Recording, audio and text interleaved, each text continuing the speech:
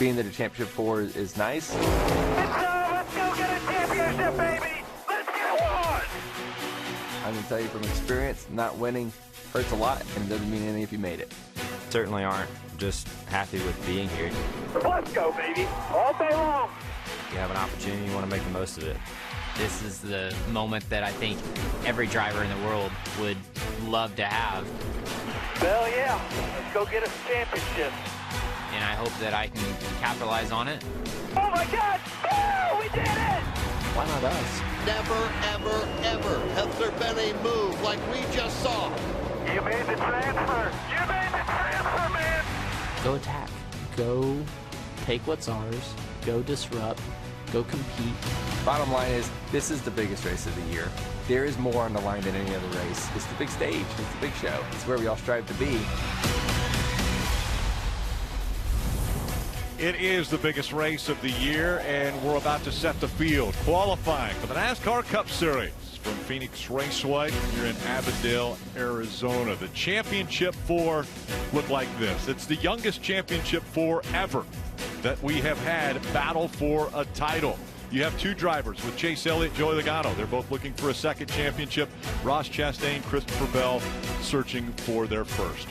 Alongside our crew chief, Steve Letarte, Rick Allen with you.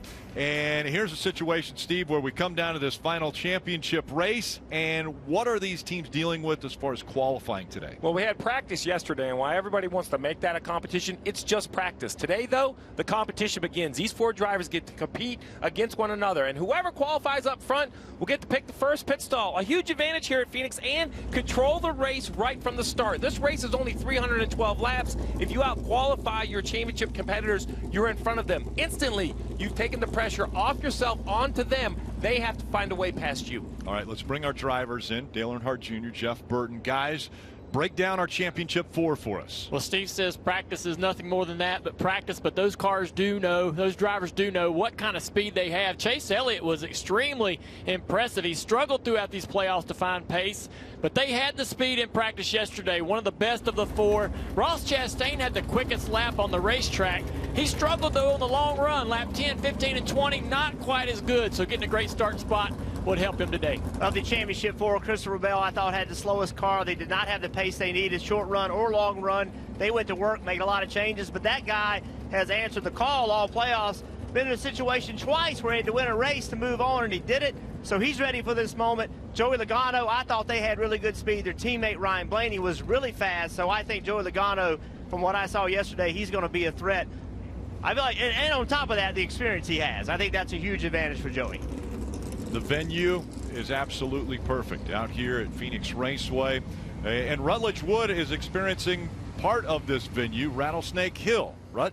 Rick, it is such an incredible view up here. You get to see so much of the track. The name Rattlesnake Hill came because they used to have to come out here before the fans would come in, walk the hill, and clear the rattlesnake before the fans came in. Now, tomorrow we're going to see thousands of fans up here on Rattlesnake Hill packing this place out. It's going to be such an incredible view from this whole valley. You can see how many campers are here, how many people have been packing this place out all week. It's going to be filled to the brim. I can't wait to see what happens here this weekend, Rick. Looking forward to that as well, and a different perspective there from the top of Rattlesnake Hill. Let's go to another perspective in the garage area, and we start with Parker. Right, Rick, and I want to welcome the viewers to the most tense qualifying line of the year. As you guys said, this could be potentially the most important qualifying session of the year in the Cup Series. You can sense it down here, all the cameras and everyone watching the two championship contenders in this first group here, which is Chase Elliott and Ross Chastain. And then, you know who else knows how intense this is? As I was walking out here, and there's all these fans lining the fence, a couple of them stopped me and said, "Hey, this is the most important qualifying session of the year." And I said, "You're absolutely correct. This is a championship level qualifying session we're about to witness here at Phoenix, guys." Yeah, so much importance on really one lap, and how important that is to post that time, get that speed, and like you said, Steve, it's the first competition. This is really the first time where we're going to look at each individual driver and find out what they're able to do. We see the rules for qualifying. Well, what's interesting is now that we have this qualifying format, right? There's two groups. There's a Group A and a Group B. There's a couple of the championship 4 in each group. And then the top 5 from each group will advance and run again to set the fastest 10 guys that will lead the field to green. So, you know, we talk about the battle between the 4 guys, but in this group right here, Group A, we will see Chase Elliott and Ross Chastain, the last 2 cars to finish it out. So if they don't make the top 5, you know, their day's done. I think that would be the first big miss. If you're one of these championship 4s, you have to think top 5 is needed in this first round. And this is Garrett Smithley, who will take on the track first. 6 starts already this year. Career best finish at California of 21st. And we talk a lot about the championship 4 this weekend. But the other storylines we're going to cover is what everyone's plans are. Right? A lot of people have announced changes. This Rick Ware Racing organization this year, between the 15 and the 51, I thought it made big strides in improvement of competition with a variety of drivers. You mentioned 6 starts for Garrett Smithley. We have yet to hear what their lineup is for next year, so we'll keep our ear out over the offseason, see what kind of lap Smithley runs. 27.78 for Garrett to start off and really kind of put the bar there. And he ran a 28.14, so basically we see about a half a second pickup, and we see it just a touch less, about 0.4 of a second. Brad Keselowski on the racetrack now. This team was penalized last week due to some weight issues after the race at Martinsville. 4th place finish taken away. I think he'll set a new bar for this qualifying session as he warms the tires up down the back straightaway heading into turn 3. Yeah, Brad Keselowski, his first year as an owner driver, really has raised the competition level that we've seen out of Roush Fenway Keselowski.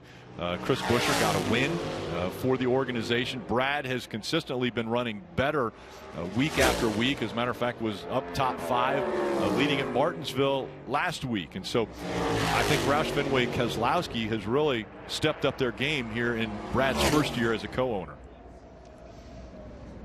26.90 for Keselowski in his lap.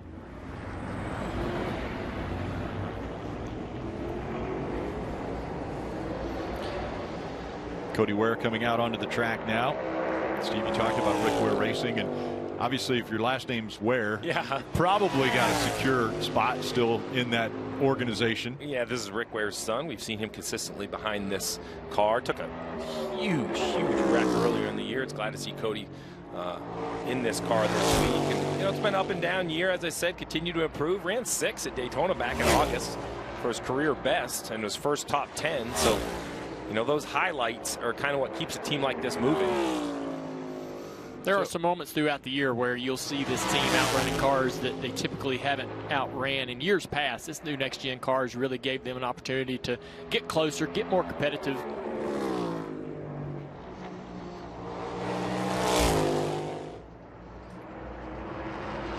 Spent quite a bit of time with Cody this year talking to him. Really like that young man. He's dialed in, wants to be here for a long time, working really hard. Next car on the racetrack, the 48 of Alex Bowman, who returns after a handful of races out with a concussion. Cleared to race last week, decided to wait for this event to come onto the racetrack. His last race with his crew chief, Greg Ives. So this is the crash in Texas.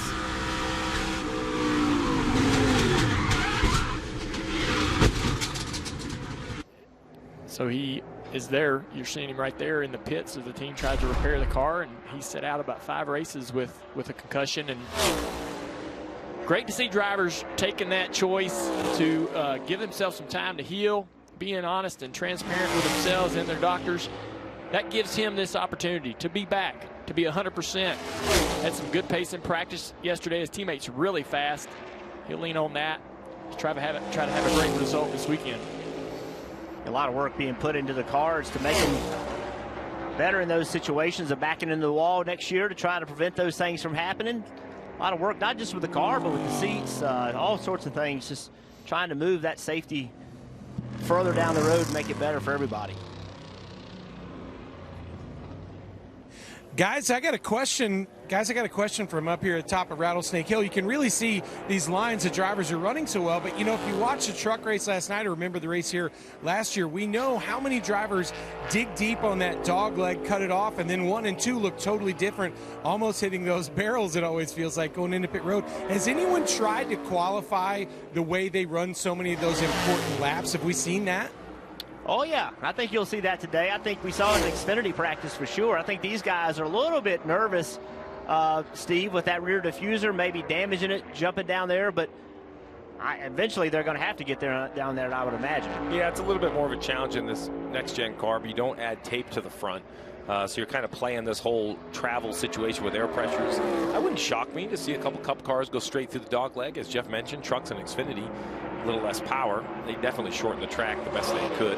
See Justin Haley right here jumps in third. Haley had what I think is an above average, or at least above my expectations, year in this 31 car with 3 top 5s. And top 5s of some tough tracks. His run at Darlington is the one I have circled that, you know, I don't know if we could talk about it enough. He wasn't by luck. He ran up there basically all day at one of the toughest racetracks. Here's the other half of the calling entries, the 16. A.J. Allmendinger behind the wheel, pulling double duty this weekend. He won't be double duty next year because he'll be single duty in the Cup Series full time. I'm sure we'll see him double duty probably some road courses. I guarantee he's not going to hang up his helmet completely in the Xfinity Series, but it's going to be great to have A.J. back full time on Sunday.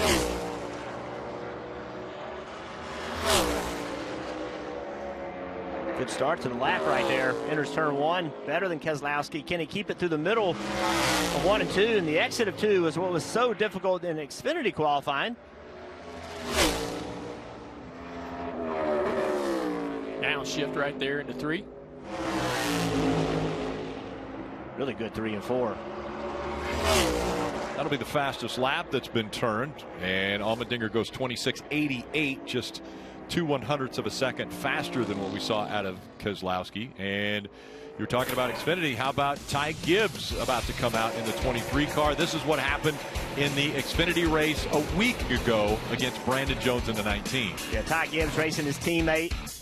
Brandon Jones was in the position coming around to get the checker to win that race, and that would have moved him with a chance to win to be competing for the championship today. Ty moved him out of the way. Brandon was clearly upset about it. Ty answered the call. He sat on the pole for the Xfinity race, so he's going to start in the preferred position. I was curious about running this Cup car on a weekend that he's running for the Xfinity Championship, but just stay in that rhythm. He's run this car a lot this year, keeping that rhythm, and a really good turns 1 and 2. And I'm not surprised by the speed in this car. He had good pace yesterday in practice. He's not ran good. Ever since they swapped numbers over there with Bubba Wallace and Ty has struggled a little bit for whatever reason, but this weekend, good speed in this 23 Monster Energy Camry. And again, you see Kurt Busch's name on the windshield. Over 10, so really good job. That's all we can ask for. He is substitute driving for injured Kurt Busch.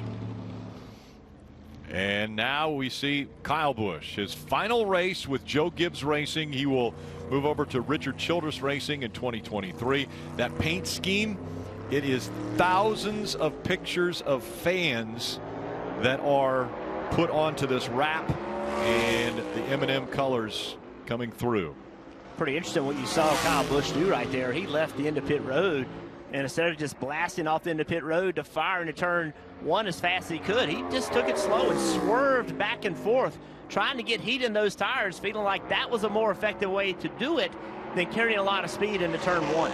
Ever since they made the announcement that he would be going to RCR next year, this team has not had the performance, has not had the results, but another Toyota that was really quick in practice yesterday, seemed happy after practice about the speed in the car. He wants to end strong. He'd love to come out here, have a great result to end the season strong and wrap this chapter of his life up to be able to start new next year. I know he's going to want a strong run, but I don't believe this is a lap that's going to move him through in the top 5. He's going to qualify 4th currently. Remember, the top 5 advance and run again in the 2nd round. Now we have Alex Bowman sitting 5th, Kyle Busch 4th, Keselowski 3rd. Austin Cindric behind the wheel of 2. Rick, if you're going to kick off kick their season off in your rookie season off. No better way to do it than right like this. This is how to do it, winning the Great American Race, the Daytona 500, a career-defining moment. I don't care if it was the first race of his rookie year. He's going to look back on it time and time again. Such a special race in the sport. And he's had some special memories here. This is a track he's had both the excitement of victory and last year that agony of getting beat to the line in the Xfinity Series race. He has won the Rookie of the Year for the 22 season, so he'll be able to celebrate that on the main stage. How about that line way up the racetrack entering turn 1? Completely opposite of what Ty Gibbs did, but it's working for him down the back straightaway. Gave up speed on entry and through the middle, but used that low exit to help his back straightaway speed. Not going to be enough to beat Ty Gibbs, though.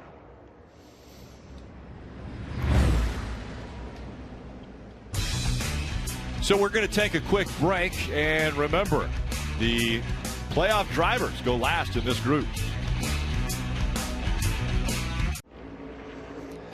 Setting the field today for tomorrow's race, and you see Sunday's schedule on the left side of your screen. Countdown to Green on NBC. We kick it off at 1:30, 3 o'clock.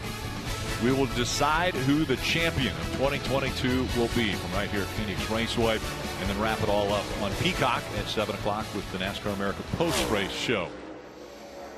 Looking forward to Countdown to Green tomorrow. We're going to have, obviously, conversations with all of the Championship 4 drivers. Chase Elliott, Christopher Bell, Ross Chastain with the miracle at Martinsville, and Joey Logano. We're going to break down that miracle, Ross's video game move. We're going to do the physics of it during Countdown to Green, and then recap, obviously, the 2022 season. That is all a part of Countdown to Green. Looking forward to that tomorrow as we see Eric Jones, and he posts a lap of 8th quick, 27.22, and so now we're going to be comparing to Kyle Busch, who's 5th. Again, making the top 5, you advance to the second round. It's been a big week for the Petty GMS organization. Announcement earlier this weekend that a co-owner has joined, just not another businessman, but the 7-time champ Jimmy Johnson has joined as part of the ownership group, and he's going to run a few races for this organization, starting with the Daytona 500. So it's going to be fun to see our old friend Jimmy Johnson back in the field. Yeah. So he's paired with another 7-time. So there's 14 championships amongst 2 of the owners. Yeah. So maybe they know another Southern 500 for that 43 car. They know a little bit about winning championships at Petty GMS with the addition of Jimmy Johnson now. McDowell on a good lap right here, guys. McDowell's had a solid year. 12 top 10s, more than double of any other season. Yeah, it's going to be a little bittersweet, though, right? It's been announced his crew chief will be moving to that 48 of Hendrick Motorsports. So McDowell will lose Blake Harris heading into next year. But a home race for him, Glendale, Arizona for McDowell. And we go back to Parker. And watching that lap closely was the 2018 NASCAR Cup Series champion Joey Logano and part of the Championship 4. Some have called this maybe one of the most important qualifying sessions of the year. So how do you tackle this one? Same as all the rest of them. You just try to figure out where the speed's at and get most out you can out of the car. We've prepared and did everything we can do to be ready at this point. So we just go out there and do our jobs at this point. We got everything put together and put the old Shell Pencil Mustang up front. We got to have a full practice session yesterday, sort of rarity this season. Where do you want to be after this qualifying? Where would you be happy with and be able to fight against those other 3? First. Easy. That's it. I mean, where else would you want to be? That's the goal. We'll shoot for that. Very confident, guys. Keeping it short down here. Joey Logano aiming for that pole, of course. Interesting. When we talked to Joey earlier this week, I asked him, I said, you know, what do you bring from the last time you were here in the spring? And he laughed. He said, really nothing. We've changed so much. So many things have changed. And we see that already in just the speeds of this qualifying session. Yeah, as we see Harrison Burton jumps up there to second. Let's use Harrison. 26.77. The pole in the spring was a 27.12. So Harrison would have been on the pole by close to a half a second. Remember, same car, same engine rules, same tires. This is how much development that the teams have made. That was a good lap by Harrison. They struggled yesterday in practice. They were 32nd fastest, so big pickup for that team. Riding on board Kevin Harvick's car. He dominates this racetrack. Had good pace, good speed in practice yesterday. Expect him to be in the top 10 all afternoon. When you say the word dominate, 9 times he has won here in the Cup Series at this racetrack. I mean, that is just absurd as far as the success that he's been able to experience here at this track. Yeah, well, think about his success here. You talk about it, and consistency is what Kevin Harvick's been able to do. Check this out. Most consecutive top 10 finishes at a racetrack. 18. Think about that. Just went to P2 right there. 18 of them. And he joins Dale Earnhardt and Richard Petty. By the way, those two 7-time champions. Pretty much every yeah, and Jimmy Johnson. Yeah. You know, every 7-time champion in the sport's history, and Kevin Harvick's right there with him. He'll break that record tomorrow. Well, that's a good point. Dale Jr. calls it. You're making the call. Calls his shot right now. 18 in a row. Would you bet against him? Never. I don't think so. Parker.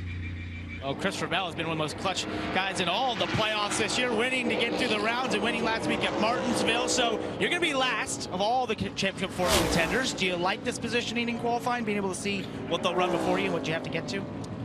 It probably doesn't really matter to me. I think, Adam was happy about it because we got to see all of our teammates and kind of get a read off their balance. But for me, I know what I'm going to do inside the car, so, it doesn't really matter. All right, so you're watching all these other cars go, and I see you watching the timing, that sort of thing. What are you looking for? Is there anything you might see here that would change the way you approach this qualifying session? No, not at all. No, especially with the resin not being in yet, it's pretty self-explanatory. You're going to go out there, run the bottom both ends, and drive it as hard as you can. And, so, I've got my mind made up what I'm going to do, and I'm sure everyone else does, too. All right, guys, so for Joey Logano and Christopher Bell, I feel like that's just a set of confidence here of these two riding for this championship, just so set in what they know what they need to do. I wonder how much confidence this driver has, because yesterday in practice, not a lot of speed. Was about 18th on the board, didn't have good long-run speed, just no pace in terms of what he compares to the other Championship 3. So they've done some work. We'll see what they can do now in qualifying. I'm a little concerned for the 20 car. Once again, comparing to Allmendinger, who's 5th. They want to make the top 5 so that they can make it to the second round of qualifying. This car right here, Jeff, you mentioned it. Blaney was pretty much the best, clearly faster at 5:10, 15 lap averages over everybody else.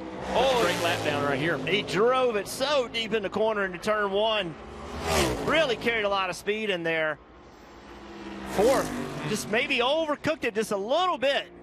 That's the tough part about driving this race car, is that the only way you can make pace is to drive it into the corner. You got to carry so much speed. They have a lot of brake with them, and you got to take advantage of it. But if you get in there too deep, you can't get back in the gas, and I think that's what we saw with Blaney right there. We heard from Christopher Bell. He mentioned the resin. This is a track where they have treated the top half of the racetrack in a couple different areas. Not as much this year, but that's what he was talking about, this darker area. He said it hasn't really activated yet, which tells me that he thinks this will become a preferred spot to run, to add a little grip to the car. He doesn't believe it's activated or ready to go in qualifying. That's why they're down around the bottom. You see it up high there in 1 and 2. We didn't see any of the truckers use it last night in the truck race. Cooler temperatures probably kept the groove low on the racetrack.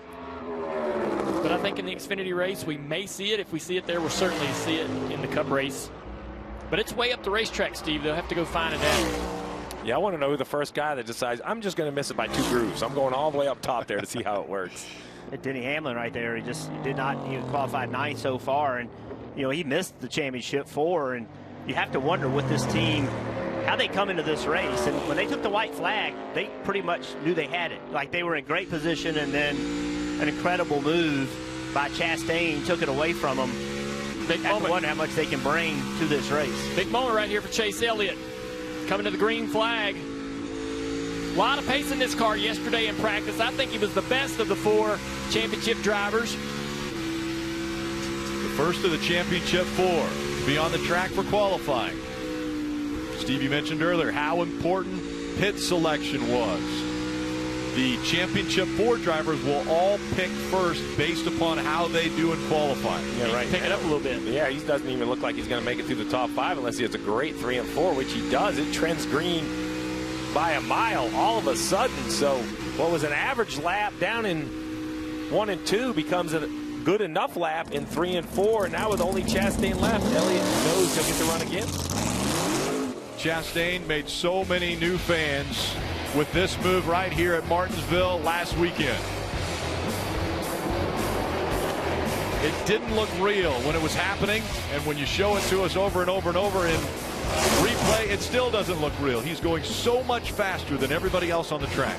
His first-hand account when we sat down with him a couple days ago only made that that unbelievable replay even bigger in my mind. He described going down in the corner at about the same spot he thought he should be touching the brakes. He grabbed 5th gear like he just did right there. Holds it wide open around the corner. About halfway through the corner, his vision, he said, kind of blurred out. So it was a big, big moment for Chastain. This is a big moment, though, for his championship hopes, as now he has 0.2 of a second behind the 5th place car, Blaney. Nowhere near the speed they were hoping for. Also, his teammate Suarez, he's only 14th fastest right now. So Trackhouse in this qualifying procedure does not have good pace, and that is going to bury him in the field when they start this race. He is going to be nowhere near where he wanted to be. That's going to make his day that much tougher. We saw a lot of speed out of this car yesterday. The long run was a question mark. Starting back in the field, it's going to make it tougher, Ross, tomorrow. Fans kind of get put into a bucket and compared to one another. So not going to be a good start for the day to Ross Chastain, and that's only going to create more anxiety overnight. Thinking about that first lap, that 3, 4, 5 wide restart down into this corner in turn 1, and what he's going to have to navigate through right away. Steve, we were talking about it when we were on commercial there, and he sat in that car for a long time collecting his thoughts. You know, clearly disappointed with that run, but just kind of collecting his thoughts a little bit, reminding himself still time to get this thing done. Not the start they wanted, but it is not over for them by any means. No, nothing comes easy for Ross, and he's used to these sort of scenarios and fighting his way out of things. That's a great point, Junior. We've seen what he's willing to do. Yep. That was B.J. McLeod out on the racetrack. B.J. actually 7th at Daytona in August. His career best finish, 2nd career top 10. As we see the 77 now of Landon Castle out on the racetrack. This is Group B qualifying. Again, the top 5 from Group B will also advance to the 2nd round, and that will determine the top 10 starting positions as well as the pole. Landon will be back full-time in the Xfinity Series for Kaulig Racing. He's driven the 77 a few times this year, tied his career best in that same Daytona race in August. We've mentioned for a few drivers, they got their, oh man, way up the track. Talked about trying that resin up there. That was not his intention. No. Got in the corner and got really loose. Ty Dillon goes into this car full-time next year, so it'll be interesting to see if Castle does run any Cup races in 23. This was almost a big moment, Jeff. Yeah, he drives into turn 1 and gets to that yellow line, and now he's chasing the back of the car. See, the back of the car is sideways on it, and now the only thing you can do as the driver is stop turning the wheel. If you keep turning the wheel, you're going to spin out and back it in and use all the racetrack to keep from spinning out. Not the lap he wanted, but could have been worse. Could have been going to a backup car. Next up, as we mentioned, Ty Dillon will be going into that 77 next year. So he leaves the 42, and then Noah Gragson is going to go into this car next year. You take a look on the left side of the screen and look at all the movements that are taking place.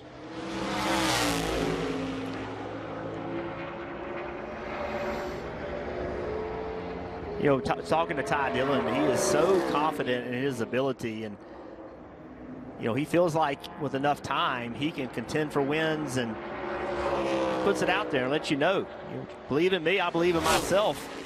Pretty good lap right there. That 27-29 would have put him 15th or so in the first group. So a lot of times, a lot of guys are going to go faster, but Ty and this team have made gains throughout the year. Reddick's really fast at this racetrack, ran good here in March. I know a lot of guys and the teams don't really look at March as a way to handicap the field, but he was fast again in practice yesterday. It's been an eventful year for him.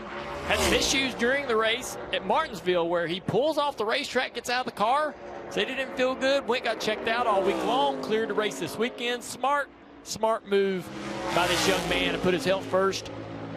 He's got so much to look forward to next year.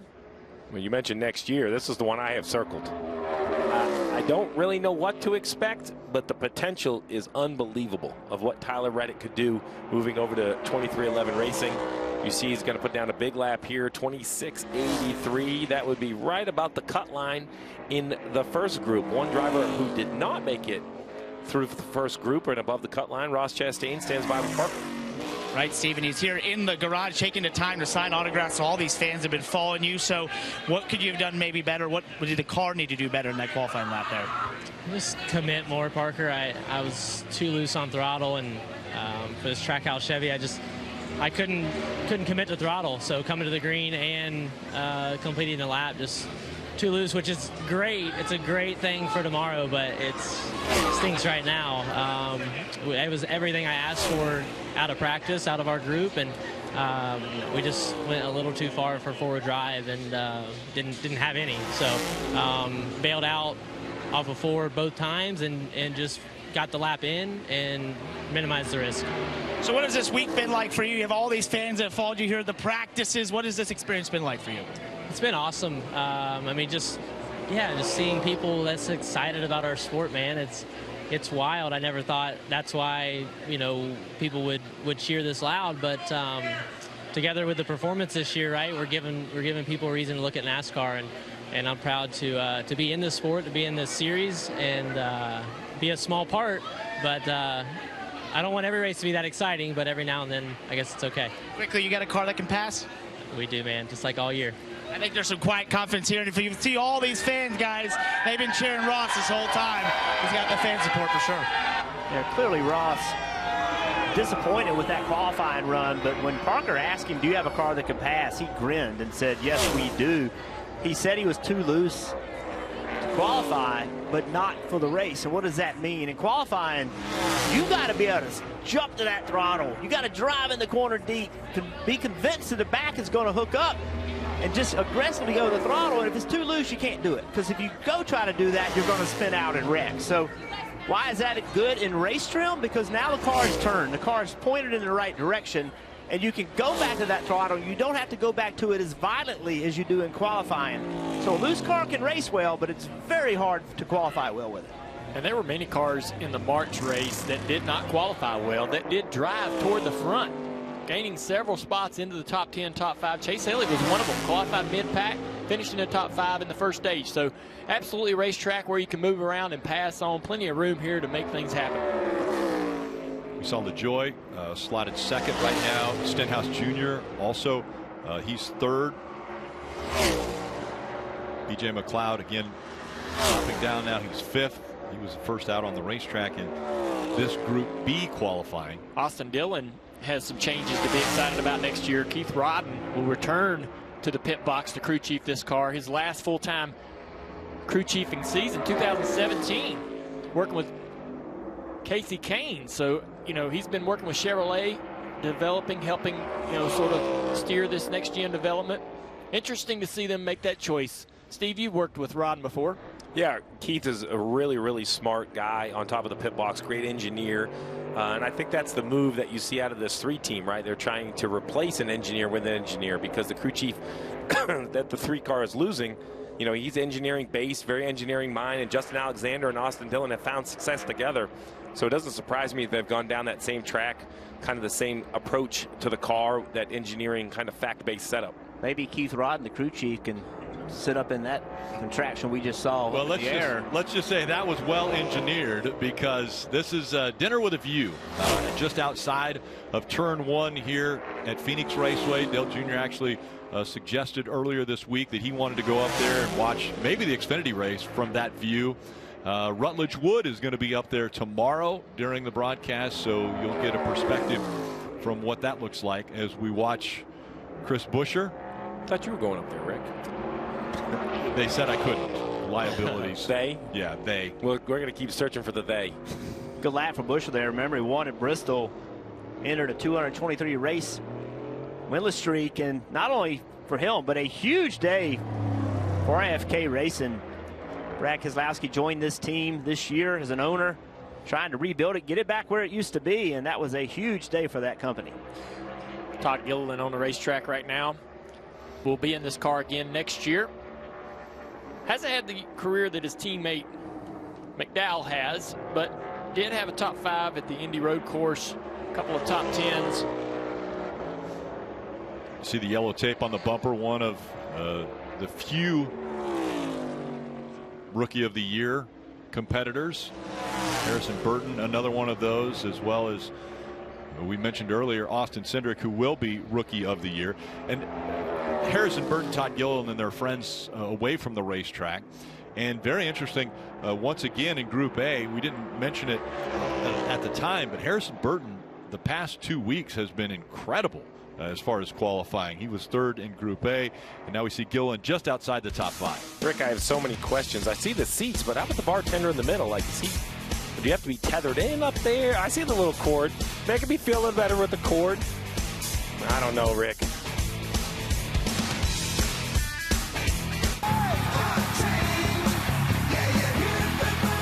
NASCAR Championship on NBC and Peacock.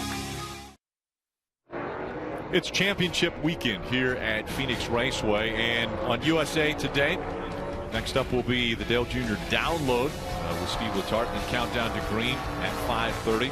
6 o'clock, Xfinity Series Championship. Again, the 4 fighting for the title will battle it out here at Phoenix Raceway, and then a NASCAR America post-race show at 8:30 to wrap everything up. Xfinity, as we're getting ready to see who will win the poll, who will be the top 10 starting positions, as well as the entire field from this qualifying session. Martin Truex Jr. out on the racetrack. 19 on the side of this car, and there are 19 different winners, of which Martin Truex Jr. was not one this year, which we are a little bit surprised about. But he will be back next year with Joe Gibbs Racing. It was announced about mid-year. And a good lap there for Martin Truex Jr. 26.84, just a tick slower than what we saw out of Reddick for his lap. And when he announced he's coming back for next year, that wasn't like, hey, one more year kind of announcement. He's just sort of left that open-ended as far as how much further he's going to go in his career, and certainly wants to try to get back to victory lane next season. A champion of the sport, and this has been a tough year for him. This car right here, though, this is the one with a lot of rumors swirling around it. Who will drive this car in 2023? Cole Custer behind the wheel right now, the 11th car to go out here in this group. Had a great run last week at Martinsville, trying to make a statement that he belongs here. Junior, I believe it takes 100 races to really understand what kind of race car driver you can be, to really see what it is that a guy is made out of. And Cole Custer the last few weeks has shown it. Cole Custer can drive a race car, and I hope he could continue in this Cup Series because he's got the talent. We've seen it in the Xfinity Series. A good lap right here, by the way. That's going to be P1. We've seen it in the Xfinity Series, and it just takes time to develop into the best Cup driver you can be. And I hope Cole Custer has a shot next year in the Cup Series in a good car. 26.78 for Cole Custer there. It looks like a pretty strong chance that he could end up in the second round, which the top 5 advance from each round, and one of those from Group A was Championship 4 contender Chase Elliott. He's standing by with Parker. Going for his second championship here this weekend for Chase Elliott. It looks like in turns 1 and 2 in your qualifying lap, maybe a little behind, but gained it all back in 3 and 4. How would you evaluate that first lap? Yeah, just I guess it depends on which cars you kind of look at, you know. But yeah, for me, I felt like I probably needed to get through 1 and 2 a little better from where I sat. I feel like I could get through 3 and 4 a little better too. So I was actually fairly happy with the balance of our Napa Chevy. Obviously, we want to be a little better, but I feel like it's there. I just got to put the pieces of the puzzle in the right spot. So we'll see. Nice to get through that second round and you know, at least do that. So yeah, we'll go to work from there. Obviously tomorrow is what pays though, so looking forward to that more than anything. And how do you tackle that second round now? You felt the car one time. How do you tackle? What do you do differently maybe as you go in that lap? Yeah, I mean it's tough, right? Because last night when we were running, the track was really cool and there was a lot of grip. So when you go out there to make a lap, you're trying to find the edge, and sometimes that's a bit of an educated guess from going from last night with the sun being down to mid-afternoon or middle of the day now. So hopefully you can just kind of take where the things you learned to that first round, where those limits are, and just try to live a little closer to them for the second one is all you can hope for. Live a little closer to the edge, guys. I like that.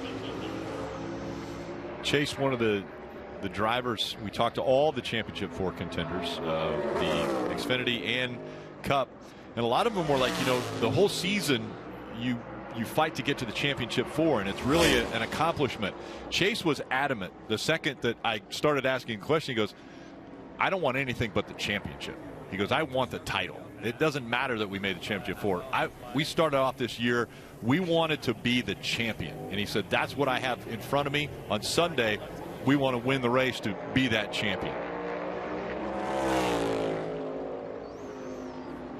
Here's Chase Briscoe out on the track now. Chase and his team did a great job last week. Didn't really have the pace to win the race, Steve, but a great call by crew chief to put him in position to try to pull something off. I thought there for a little bit he was going to be able to do it. He's kind of driving away from everybody on old tires, but ultimately they ran him down. Yeah, you just never know, right? He led all the way to about 5 laps to go. One quick yellow, a couple more laps run under yellow. It might have been the perfect call for this 14. Good lap so far. In the green, we're comparing to Austin Dillon, who's 5th. Again, the top 5 will advance to the second round of qualifying. It's going to be the fastest lap of the day. Let's not forget, a win here in the spring is what put him into the playoffs, right? So he knows how to get around Phoenix, proved it, and that is a huge lap. I'm surprised by that speed. Just didn't think he had that type of race car yesterday in practice, but that's a 1/10 of a second faster than Ty Gibbs, who was the fastest in Group 1.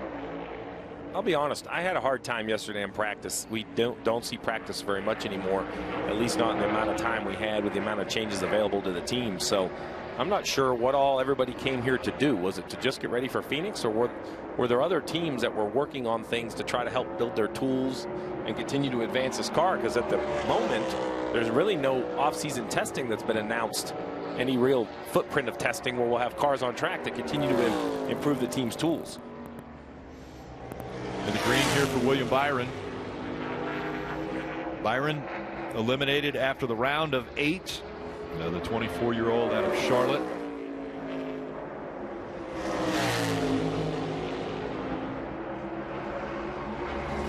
Stays in the green for that lap, and he'll be 3rd. Heard him say pretty loose. Only 3 still to go. Next out onto the track will be the reigning Cup Series champion and Kyle Larson.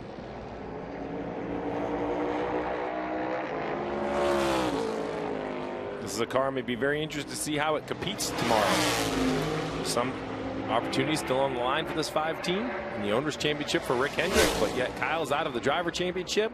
In the past, we've seen a lot of space given to the Championship 4. What does Kyle Larson decide to do? This driver specifically, I remember a race at Miami, I believe he could have won, and he kind of just backed off and let the championship be decided in front of him. No backing off tomorrow. Winning an Owners Championship would be big for that company. We're going to see everything this guy's got tomorrow, I think. In the green, coming into 3 for the last time, and lost it on entry, gains it back on exit.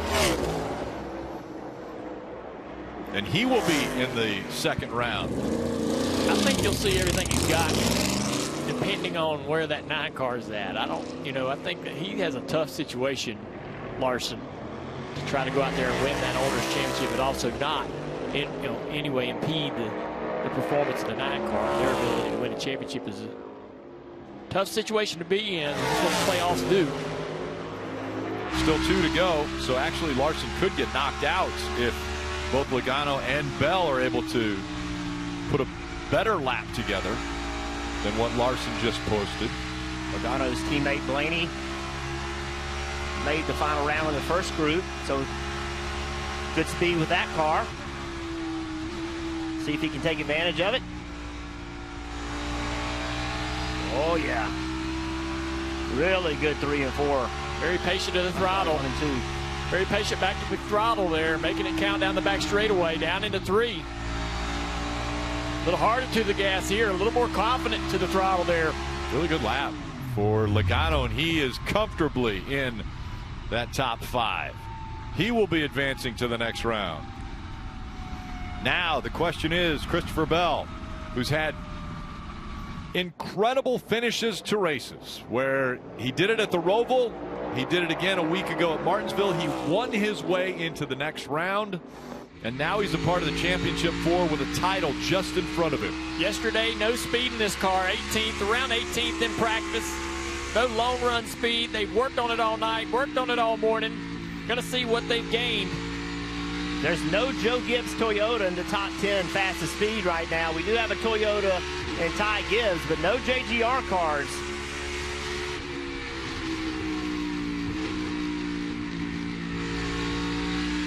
Looking good through 1 and 2. Had to come out with the throttle a little bit off of 2. That's hurt some speed down the back straightaway.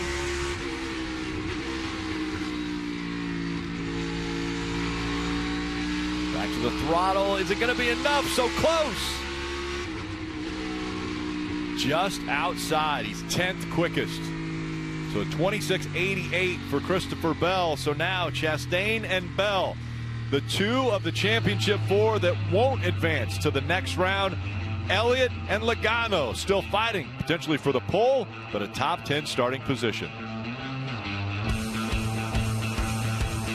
Elliott has closed the gap. He's on the back bumper of the 22. Get Kyle Larson the lead on a close drag race. What a pass. Chase Elliott for the lead in the championship. Larson has it. Chase Elliott is a NASCAR Cup Series champion. Kyle Larson is your 2021 NASCAR Cup Series champion. Oh my God, guys! Yes! Yes! Unbelievable. The 2 guys crowned here in Phoenix. Kyle Larson a year ago. 2 years ago it was Chase Elliott, becoming just the 3rd father-son champion duo in the sport. Group A qualifying. Group B qualifying now complete, and here are the top 5 that will advance to round 2. So Chase Elliott and Joey Logano, the only championship 4 drivers that will advance into the final round of qualifying. And you see just above Chase Elliott's name, Harrison Burton. Great qualifying run for him. Standing by with him is Parker. Yeah, Rick, that was a really fast run for Harrison Burton. Were you surprised by that speed? Yeah, I was telling you before, we thought we had something broken on our car. We were so bad yesterday. Not a lot of sleep last night trying to figure out what was going on. Just really, really tight. And then we got a lot better today, obviously. So really proud of my guys. It's been a kind of like that all year, where we'll have bad moments, find a way to kind of pull it out of the fire and see what we can do after that. So excited about that. Now we have a little bit more to go try and get. So it's exciting. I think that's 3 of the last 4. We've been in the top 10. So proud of that. Proud to keep momentum, keep building towards the right direction. Yeah, you really have that uptick performance as of late. So how would you rate this rookie season? We're coming to the last race of the year. How would you rate this one? Yeah, not good until recently, honestly. You know, to be honest, it was a few times where it's just been so frustrating and trying to put the pieces together of what we can do to be better. You know, our group has never been negative, but there's definitely been some hard conversations that need to happen, and you know, that's how racing goes. So lots of time of me spending looking in the mirror what I can do to be a better driver, and starting to pay off. So that's a really good feeling. These are the best guys in the world, and to be racing with them is really fun. So I want to keep doing it for a long time, and just a big thanks to the Wood Brothers and Ford and Dex Imaging, Motorcraft, I mean, all that whole group, because there's been times where we haven't run where we need to, but we're building something that could be really special. So thanks for the support. All part of the growth, Junior, of a young driver in the Cup Series. Yeah, he mentioned it. It's so refreshing and so exciting for them to start to see some good runs, good qualifying runs, some good pace in these races. He's happy as heck to have that happen, even though he had to wait all year for those things to start to turn for him. Gets him excited about next year and what they can do. David Pearson used to drive the 21 for the Wood Brothers, and it was David Pearson who won 2 championships for Ford. That's the last time that's happened for a driver. Perspective looking down on this 1-mile track here of Phoenix Raceway from the top of Rattlesnake Hill, and standing right next to this camera is Rutledge Wood. Rick, I got such a great view of pit road. We know how long this one is. Steve, I'm wondering for you right now as a crew chief, I know you got to be thinking about strategy. So let's talk a little bit about how teams pick these pit stalls after this qualifying. Is there teamwork involved, both on the manufacturer side, your teammates, and then can someone else come in and spoil it by getting that pit box right in front of one of your champion contenders? How does it all work here? Well, so for the championship race, the championship 4 will pick 1, 2, 3, 4 in the order in which they qualify relative to one another. NASCAR does that kind of for what you're talking about, Rutt, to make sure that the championship 4 that are asked to put it all on the line for one race have the best available pit boxes. So the pole sitter undoubtedly will take pit box 1. That is the biggest advantage here. Later today, it'll be Ty Gibbs in the Xfinity Series race because of a great qualifying effort a week ago at Martinsville. But if you look around pit road to the left a little bit from here, you'll see another opening, which is where we see Justin Allgaier's number 7. So you kind of have a little bit of a cheat sheet because you know where the 4 Xfinity guys picked, right? So you see right there is the 7 of Justin Allgaier. He chose an opening in front of him. So it's going to be the same way in the Cup Series. I'm sure they're going to take the opening or you take around a car that you think you at least communicate well with. I would not want a teammate next to me. No. I think it puts everybody in a bad position. Here's Ryan Blaney, the first to go out in the second round of qualifying. This will be the Group A group going out first. Would not surprise me one bit to see Ryan Blaney lay a blistering lap right here. He's so good at qualifying, had a really good car yesterday. Had a chance to make a few little changes to the car before this run, air pressure, other things. So let's see what he can get done.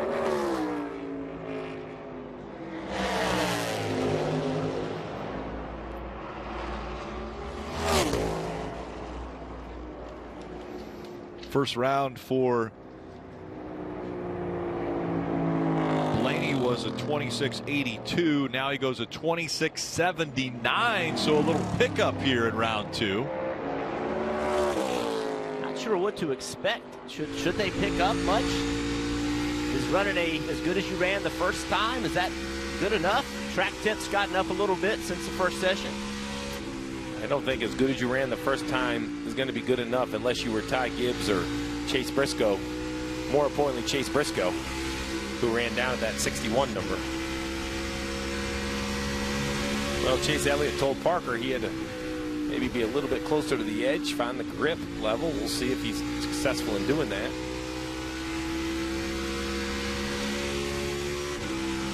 About a 1/10 of a second off right now of what we've seen out of Blaney.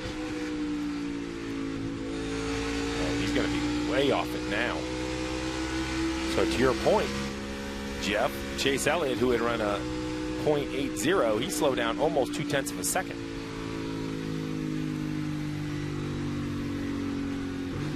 I think it's hard for a driver to know what to expect, right? You want to push hard, but if the car and the tires won't accept it, you actually do yourself more damage by trying too hard. And how do you know? How do you know if the second lap should be better than the first one? What's your strategy as a driver? That's difficult. Always difficult for me to make that decision. Now I know there's a lot going on this weekend as we see Harrison Burton coming to take the green flag, but if I'm Paul Wolfe, the crew chief for Joey Logano, you see at the bottom the last of the playoff 4s still can run, the championship 4 drivers, I'm going to let him know what Elliott's time was, because our first goal of the weekend was being the best of the championship 4 and getting that first pit box. So I think that lap by Elliott, wherever it ends up in the top 10 relative to Logano, was going to be the most important part for him. Harrison Burton. Little bobber right there in the middle of the corners, cost him on corner exit just a couple hundredths there. 27 flat for Burton. This racetrack's aged a little bit, man, and there was a lot of fall off in practice, more than I remember with this surface. So seen a lot of guys running a lot of different lines in the truck race last night, even with no application of the resin. I think we're going to see one awesome race in the Xfinity Series and the Cup race this weekend. And you can see some drop off in time for some of these guys struggling with balance already in qualifying.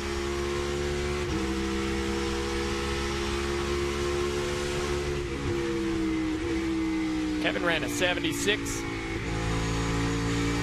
It looked like he's going to be able to back that up here. He was too tight. He had to wait on the throttle for quite a bit in the center of the corner. Now he's loose into 3.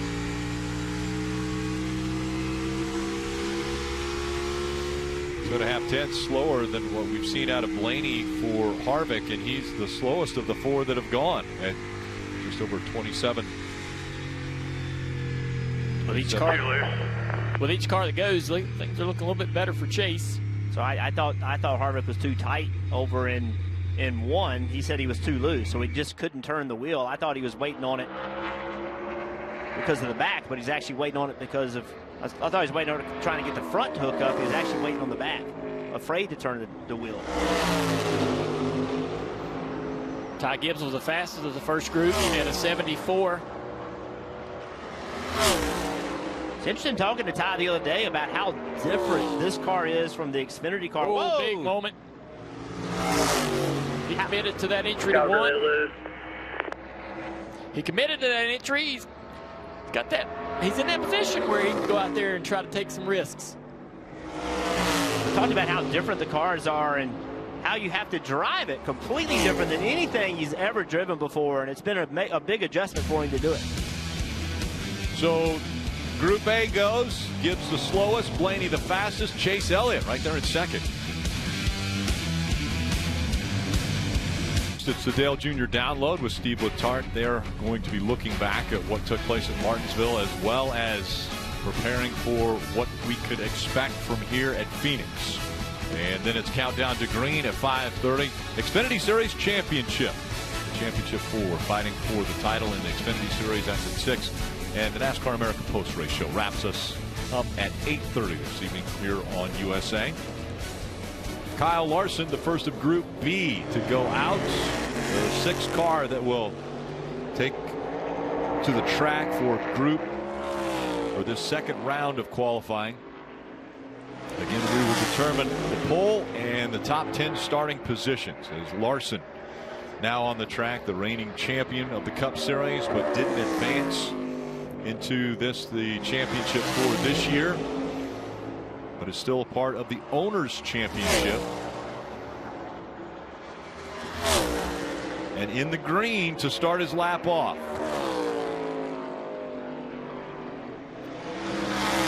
Up the racetrack he went through 1 and 2. Lost a lot of what he had gained.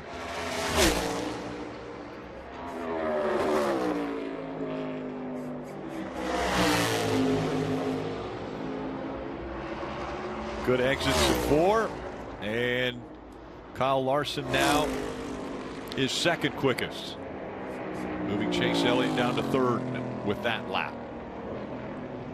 79 of Blaney. It's looking better.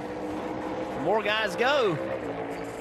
We didn't know what to expect, but it's been very difficult for guys to run faster than they did in that first round. We saw in practice yesterday, very good in the 5-lap average, the 10-lap average, the 15-lap average. Maybe it's Ryan Blaney's weekend to get to victory lane. Here's William Byron on the clock.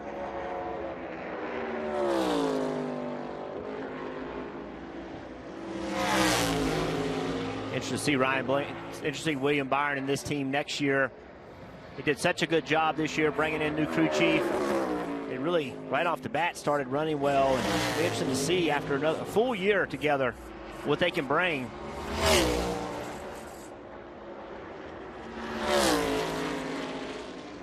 Slots in at 6th place right there. 3 drivers to go. Everybody complaining about being loose, the back of the car just not having enough grip to be able to commit, push, and you can see them losing time off of turn 2. That's really where Blaney seems to have excelled on his lap, is exiting turn 2. So being able to throttle up there without the back coming around is a challenge for most of these drivers. Cole Custer down into 3, coming to the green flag.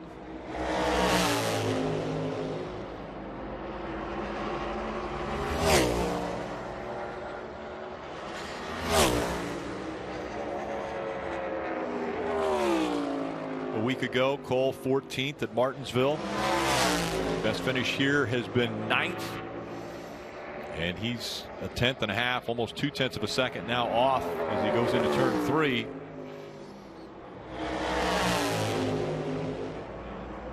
Lost a little ground there in 3 and 4. And what's interesting about some of these laps is they haven't lost a little bit of speed. They've lost a lot of speed from the first run. Some of them have lost over 3/10 of a second. So for Joey Logano, White, first is his goal right here. This is who he really wants to outrun. 26.97 for Chase Elliott. Joey Logano wants to be the best of the championship 4 in qualifying. Again, they pick before the rest of the field. So if Joey Logano can outrun Chase Elliott right here, even though it may be disappointing for a fan that he's not the pole or the front row, it would give him the pit stall #1, which in the end was the defining moment in last year's race, which started last year on Saturday when Kyle Larson accomplished this feat. Let's see what Logano has. He can give up 3/10 from his first run in round 2 or in group 2. He can give up 3 whole tenths and still beat that lap that Chase has put down. And this lap right here looks like it could go first overall. And that would be not just pit stall 1, but what a huge shot of momentum. Good gain right here on corner exit. Wow. And Logano does it. He is fastest, 26.78. All right, nice lap, P1 at the moment. He will get to choose pit stall 1. And Logano told us earlier this week, he said the one thing that eats at me more than anything else is the 2020 race here at Phoenix. He said we should have won that championship, and he thinks about it all the time. Well, he has redemption out in front of him now. Well, if he can get another title. Only one car left to go in Chase Briscoe, so Joey Logano is going to start on the front row. And to your point, Steve, perhaps even more importantly, that number one pit stall. So the first winner of the week, Joey Logano. Chase Briscoe on the racetrack now ran a 61 in Group 2.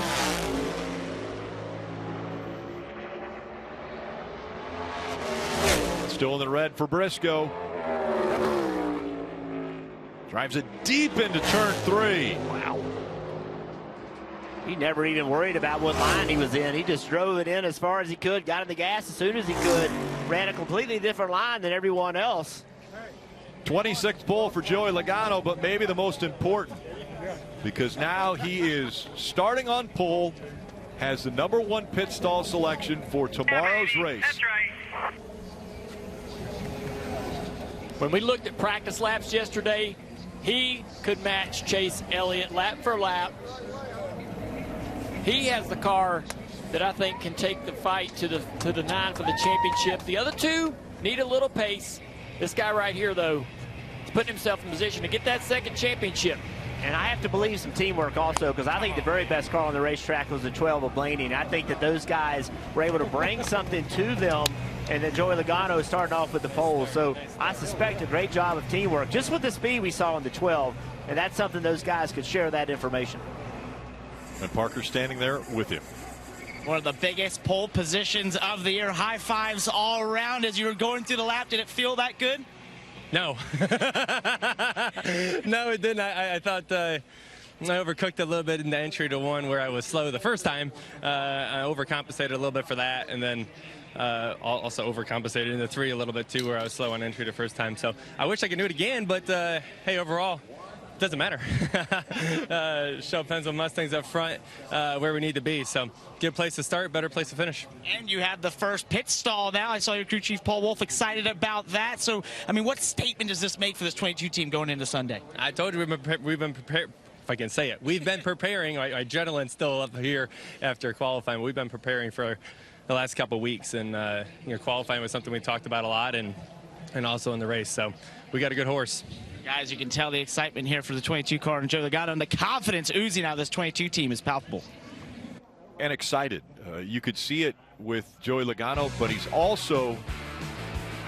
is very focused on a championship. And I think we saw that when we talked to him earlier this week too. But here's the starting positions. Ross Chastain all the way back in 25th. Christopher Bell will start 17th. Chase Elliott will start 5th. And Joey Logano starts on the pole. Well, Joey Logano mentioned that this is a qualifying they've been talking about for 2 weeks. Remember, he won the first race of the last round of the playoffs. That means he had advanced. He started 5th when he was a champion back in 2018. He'll be the pole guy tomorrow. Well, he's trying to repeat that feat. And Parker, you've caught up with a guy who's been looking for a win all season long. Could this be his weekend? He is, Rick, but he said just there, I would have let Joey have it maybe down to turn 1 there. If he just let you, the pole so close, what more did you maybe have to do on that lap? Yeah, I don't know. We got better from the first round and the second round. I think we were the only guy to pick up speed, so that was good at the changes. 3 thousandths of a second? Yeah, that's pretty close. So I don't know. You could do 1,000 things different, but really cool to have Team Penske on the front row. That's awesome. Really cool for the 22 guys. Obviously a huge day for them tomorrow and Ford.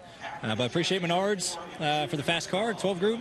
Hopefully anyone off with a win. I'd like to win the race, and Joey can run second and win the championship. I think that's a pretty good deal, so we'll see. I was going to ask you about that. You've been trying to get that win all season. Now with everything at stake at the championship 4, how do you race them when you have a fast car like you have up there that could contend for a win? You just go and race. You're respectful to those guys who are, racing for a championship. I would want to get treated the same way if I was in the championship, of guys who aren't in the playoffs. So just be respectful. But at the end of the day, our job is to try to win the race, for sure. So we'll go see what we got. But like I said, I think we got a pretty fast Ford Mustang, and hopefully we can stay up front. Team Penske showing a lot of speed heading to Sunday, guys. And there's a lot of respect between teammates, but also that Ryan Blaney is going to have a lot of respect for the 4 drivers that are fighting for a title here in Phoenix.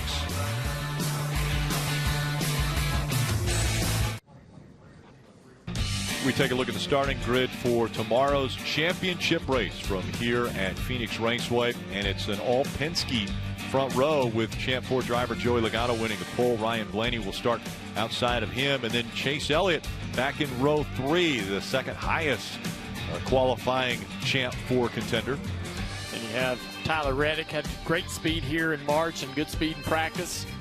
Back in row 6. And then the car Christopher Bell starting all the way back in 17th position. A long way to go, and you see Kyle Busch as well, Mike McDowell, these guys looking to end the season strong. You mentioned all the way back. How about where Ross Chastain's going to start? In row 13. So he starts 25th on the field in his quest to win his first championship. A little bit further back in the field, you see Garrett Smithley and Landon Castle rounding out the 36-car field. Now, a week ago, it was Christopher Bell who won the race, but it was Ross Chastain who won the hearts of millions of race fans doing his video game move at Martinsville. Played a lot of NASCAR 2005 on the GameCube with Chad growing up. What in the hell? And the fight for the point! Oh my God, coming to the checkered flag. I can't believe what I just saw. Here, outside. Right at the line! The one of Chastain past Hamlin! The video game move off into turn 3. Chastain did a video game move! All of us have done it on some video games and whatnot. All right, holy did you see that? Talk to me, boys. You made the transfer. Man.